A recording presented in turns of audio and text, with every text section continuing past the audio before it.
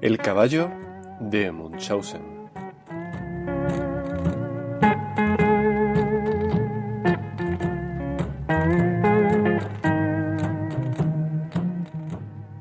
Sócrates y Jesús de Nazaret son los dos fundamentos, los dos grandes pilares de la cultura occidental.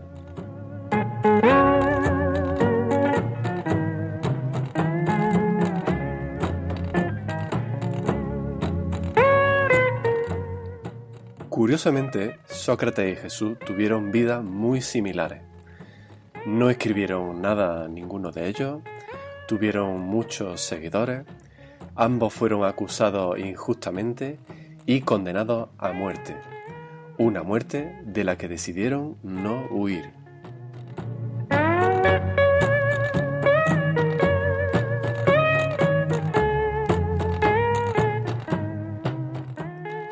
¿Cómo es posible que sus historias sean tan similares? ¿En qué se diferencian ambas figuras? Creo que es interesante responder a estas preguntas porque si hoy pensamos como pensamos es gracias a lo que estas dos figuras históricas propusieron.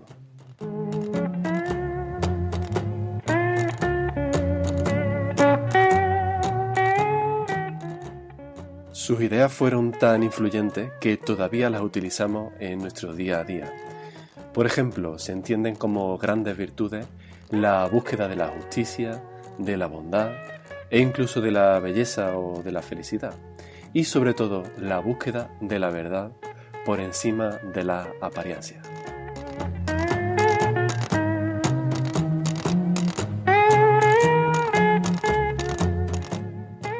Son solamente algunos ejemplos.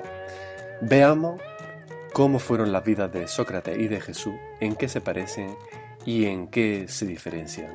De ese modo podremos también conocernos mejor nosotros a nosotros mismos.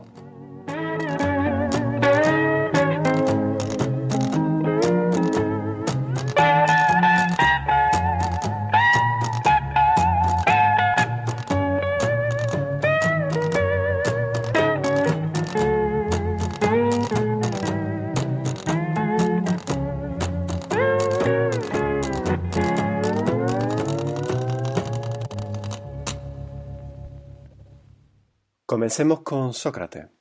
Sócrates no escribió nada en vida, porque él pensaba que la palabra escrita podía traicionar las ideas que se transmiten mediante el diálogo.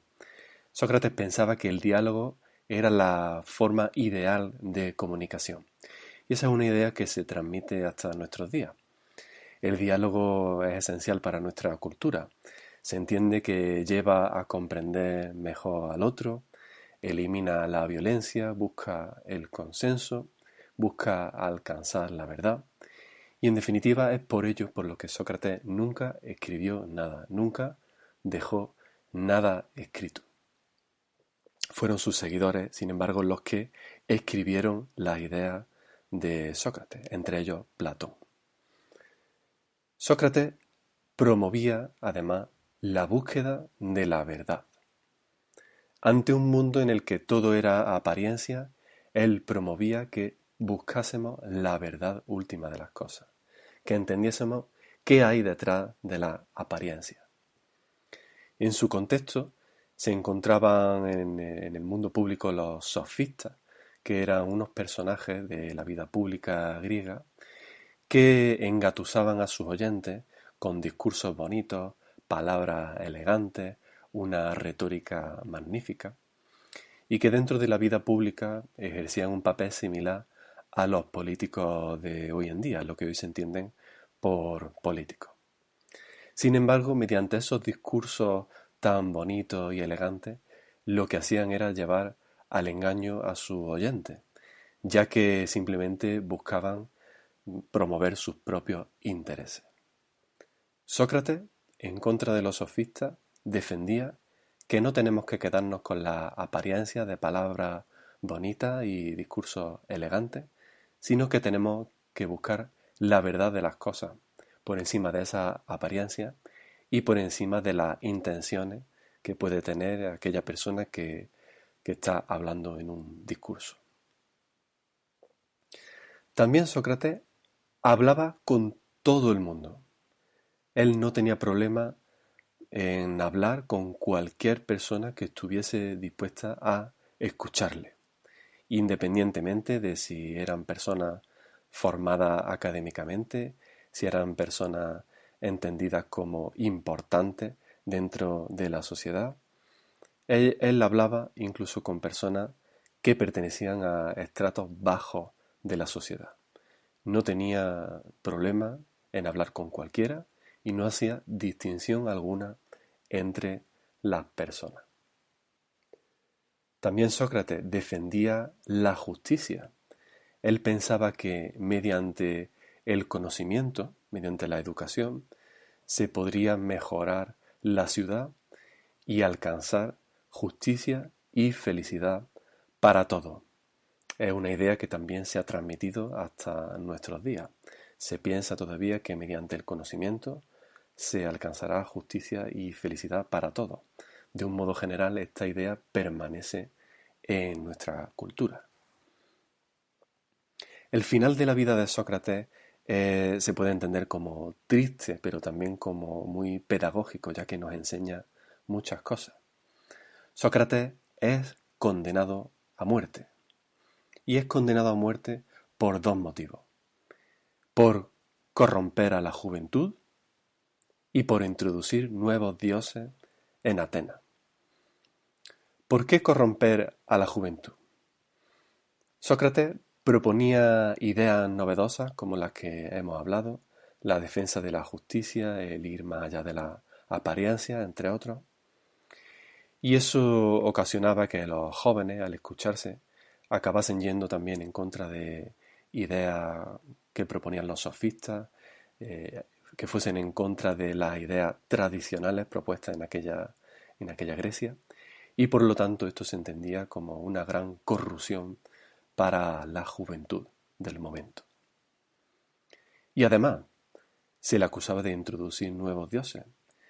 ¿Qué quiere decir esta acusación de que Sócrates introducía nuevos dioses?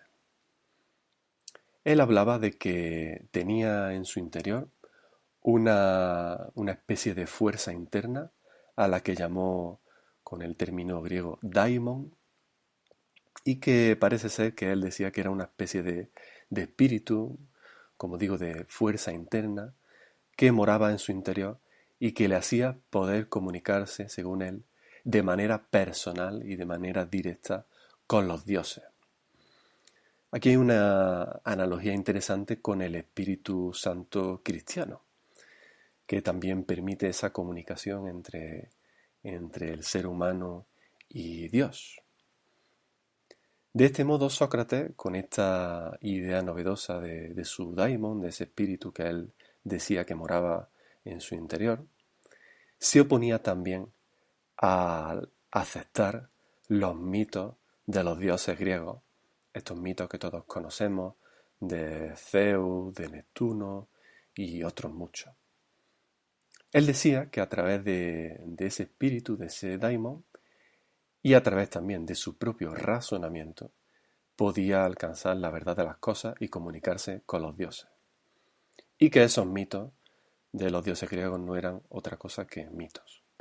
Por lo tanto, a la vez está introduciendo ese tipo de Dios nuevo, que sería ese espíritu interior, y también está yendo en contra de la tradición de los dioses griegos. Y por último, cuando a Sócrates se le juzga, él, aunque tuvo la oportunidad, decide no huir del juicio. A Sócrates se le dan dos opciones cuando se le condena a muerte.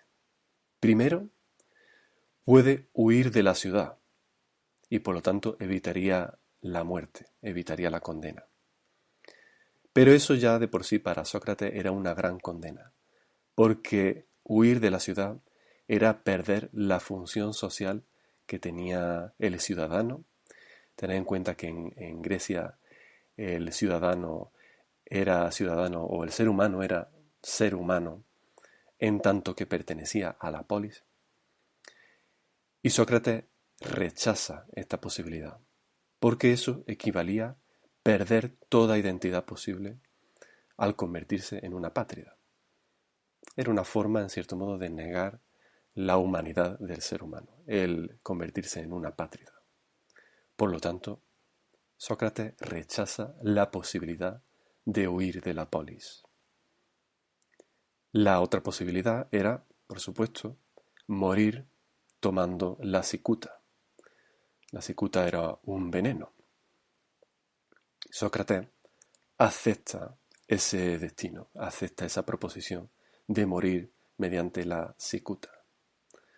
Sus seguidores, que permanecieron con él hasta el último momento, entre los que se encontraba Platón, le animan constantemente a que huya de la ciudad, a que huya de la polis y así evite la muerte.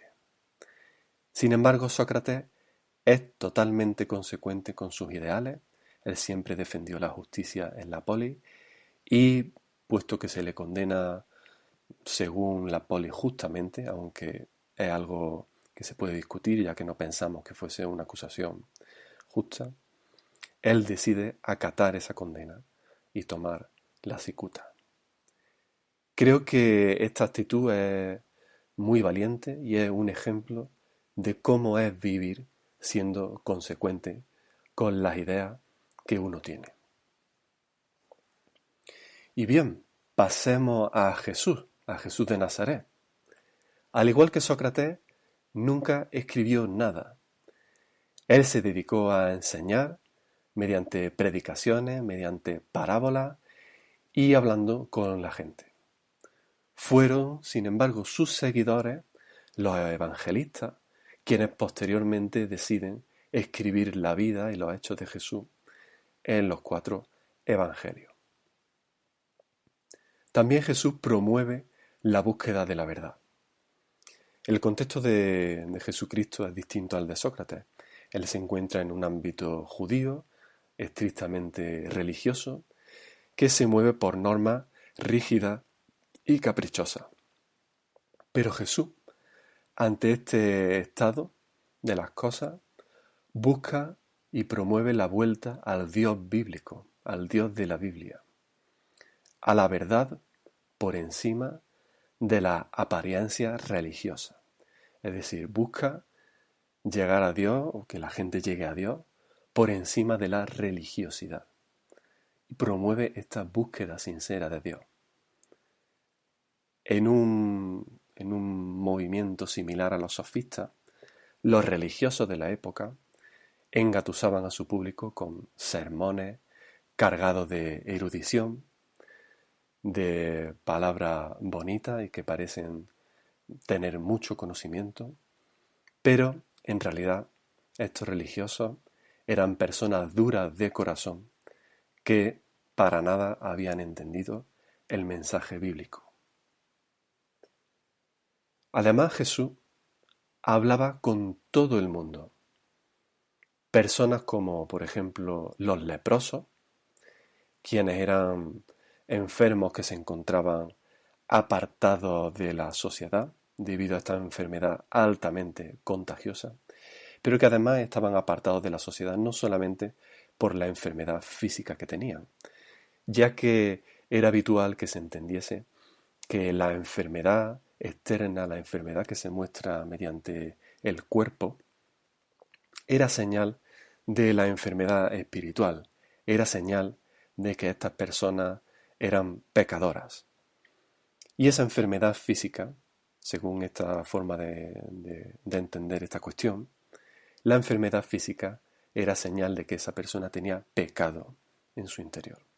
Por lo tanto, se les apartaba de la sociedad no solamente para no contagiarse físicamente de la lepra, sino también para no contagiarse de ese pecado.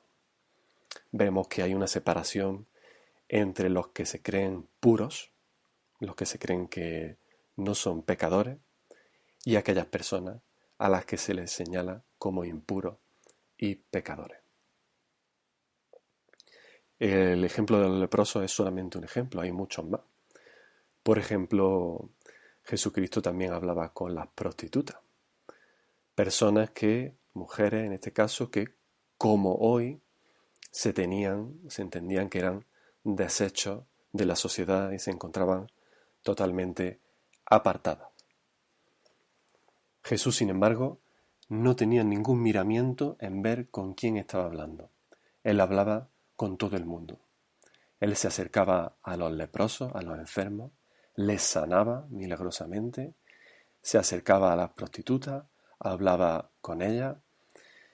Las personas con las que Jesús hablaba no tenían que ser personas cultas, personas formadas, personas religiosas.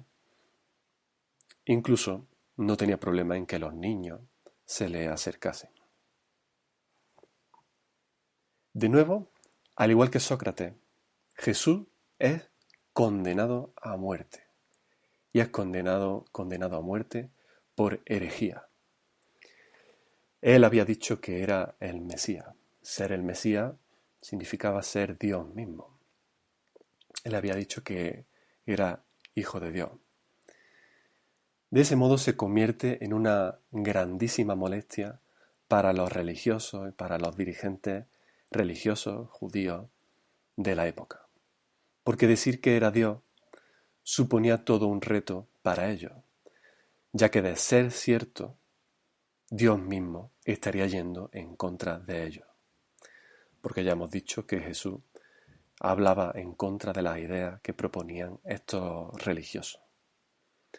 Por lo tanto, lo más sencillo para mantener el status quo, es decir, para mantener el estado de las cosas, para mantenerse ellos en un estatus público alto dentro de la sociedad, dentro de este estatus religioso, lo más sencillo era, simple y llanamente, eliminar a Jesús.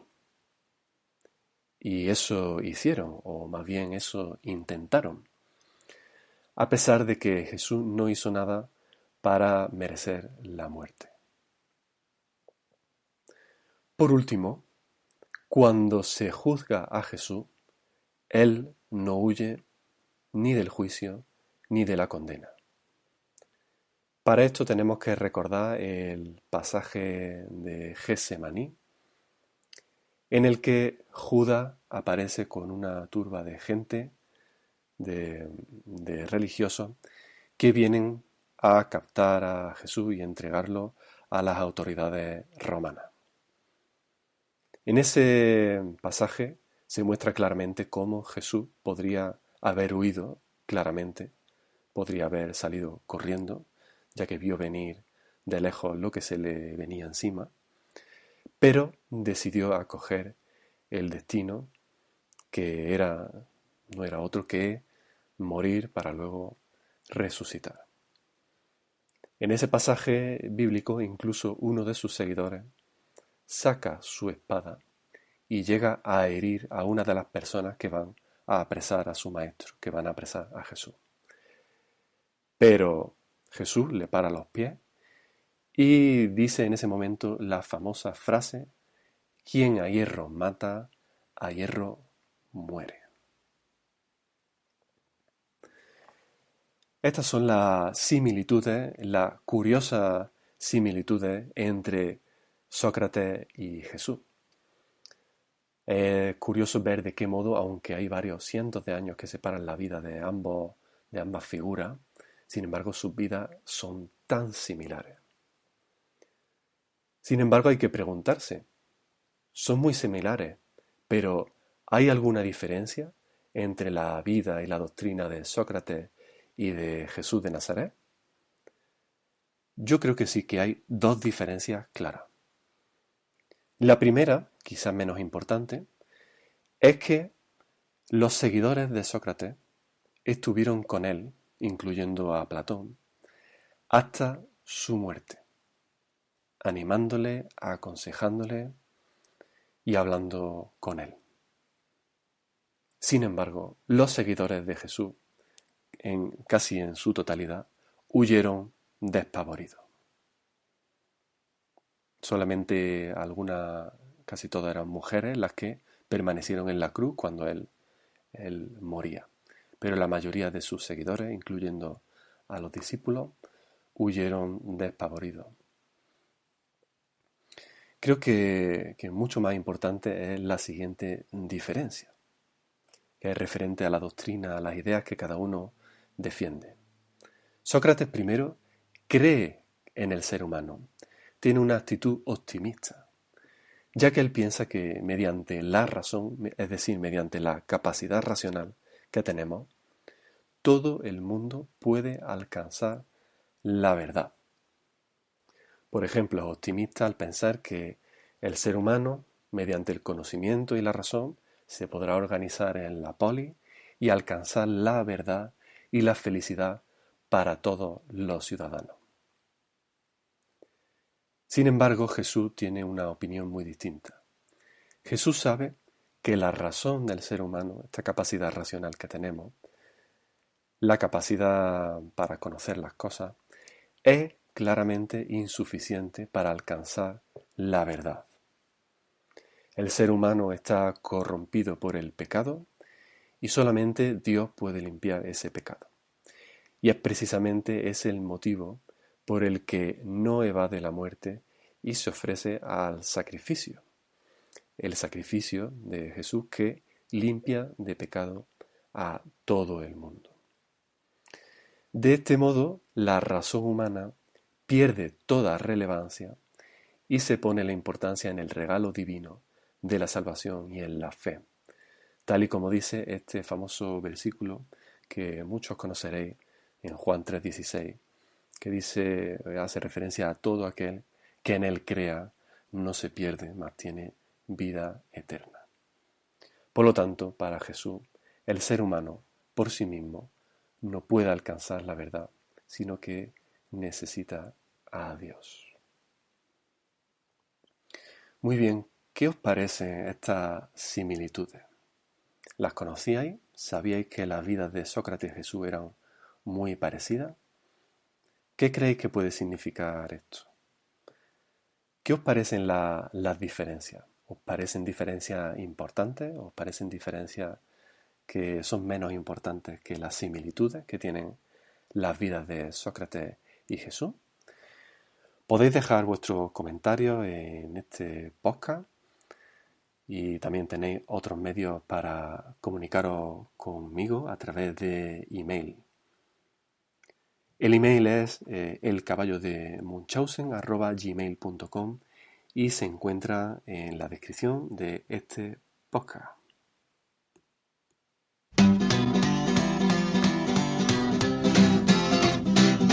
I'm gonna lay down by every low, down by the riverside, down by the riverside. Muy bien, pues muchas gracias por escuchar este podcast. Si te interesa la filosofía, la cultura, la religión y muchos temas más, quédate con nosotros.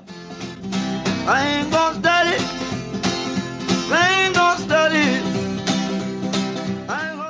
Para cualquier comentario o sugerencia, no olvides escribirme al email que se encuentra en la descripción.